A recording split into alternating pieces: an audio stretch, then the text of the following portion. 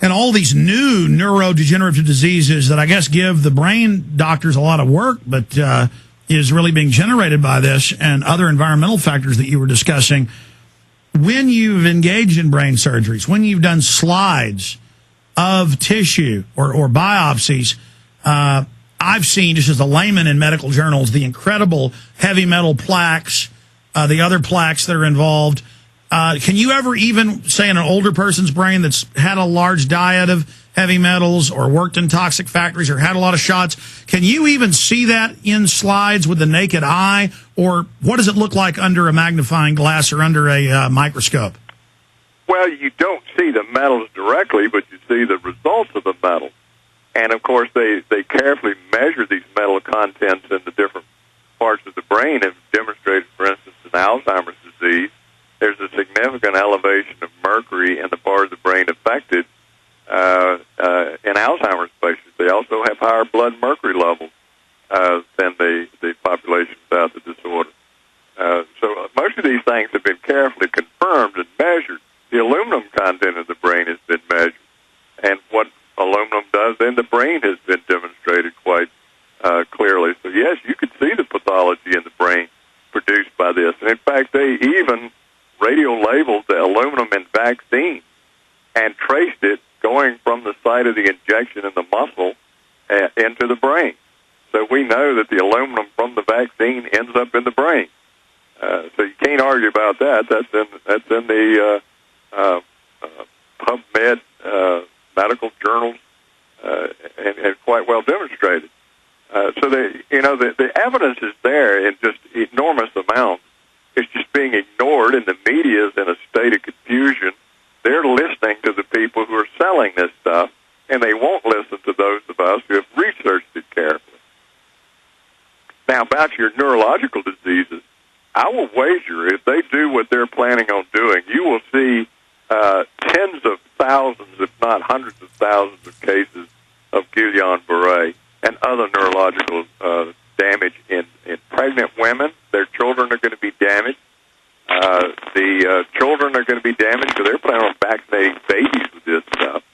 And they even asked them, what do you think the effect will be of giving free vaccines? Let me give you his answer to that question. We don't know. That's the beginning of his answer. We don't know what it'll do. We don't know what happens when you combine vaccines with different viruses in it. Well, the virologists know. The viruses start exchanging their genetics. They develop hybrids. They develop new viruses that produce new diseases. So he's lying. And all of this nonsense, the big scare is coming. Of course, there's not many people dead in the world. This has been a pretty mild flu. They asked him, well, if the virus is mutating, what good will the vaccine do? And he says, we've been checking the molecular and genetic makeup of these viruses all over the world. It has not changed one bit. That is a complete lie. I mean, it's all over the news that a month ago in 1 week there were 5 new mutations at one lab just in Houston. Sir, clearly you went over the medical journals and the facts, Dr. Blaylock, that they know what all this is doing.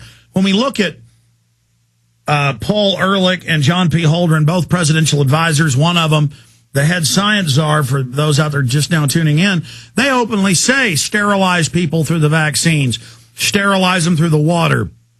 Other UN documents, like their biological diversity assessment, say use chemicals to brain damage the public. Nobel Prize winners that we've quoted and covered in my film Endgame, like Bertrand Russell, said, we will inject the public with heavy metals and brain damage the lower classes to be our servants. As a brain surgeon, as a neurologist, looking at this, knowing they're lying, knowing they know that one shot of the flu vaccine, what the reports are, 3 flu shots doubles your chances of Alzheimer's in the studies. So if they know what they're doing, then the question is, why are they doing it? Is this part of the larger Brave New World, Dr. Blaylock? Well, they're planning on giving the vaccine to 4.9 billion people worldwide. They have been caught in the past giving vaccines that were specifically designed to produce infertility in African women. The women caught on, wouldn't take the vaccine. They tested the vaccine, and found out they had put anti-trophoblastic antigen in it with a specific goal of producing infertility. So they have been caught using a tetanus vaccine. They also used it in Central America to do that one thing. It produced infertility for population control. If you read the literature going back all the way to 1910, this has been an obsession with the Rockefeller Carnegie Group, is control of population growth and to reduce the population of the world. Who was the great funder of molecular science throughout history and all the way up to the present day is the Rockefeller Foundation and the Carnegie Foundation and now the Ford Foundation. So you have major foundations worth hundreds of billions of dollars that have been pouring their money into the science with that goal in mind. They're eugenicists. And as I said on one of your other programs, if you read Lily Kay's book on the history of molecular science, she specifically says that was always their goal, social engineering and control of population. So I'm not surprised that they would use the vaccine on 4.9 billion people worldwide with that goal in mind. Well, I agree with you. It's this specific vaccine already causing deaths in the trials with secret memorandums in the federal government to keep that secret. I would say this is the most suspect vaccine because they've been caught in the past adding these sterilants and other things to the larger programs. That just makes sense if you're coming from their perspective. Well, absolutely. And a lot of people are catching on. A third of the nurses in Britain said they won't take the vaccine.